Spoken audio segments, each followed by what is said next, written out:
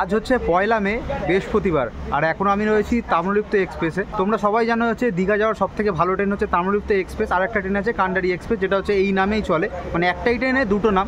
তো আমি অনেক দিন ধরে লক্ষ্য করছি বা অনেক দিন ধরেই অনেকের ভিডিওতে দেখছি যে তাম্রলিপ্ত এক্সপ্রেস হচ্ছে প্রচুর লেট করছে এখন বর্তমান কিছুদিন ধরে। এই তাম্রলিপ্ত এক্সপ্রেস হচ্ছে সকালবেলা 6:45 হাওড়া থেকে ছেড়ে দীঘা গিয়ে পৌঁছা হয়েছে সকাল 10:05।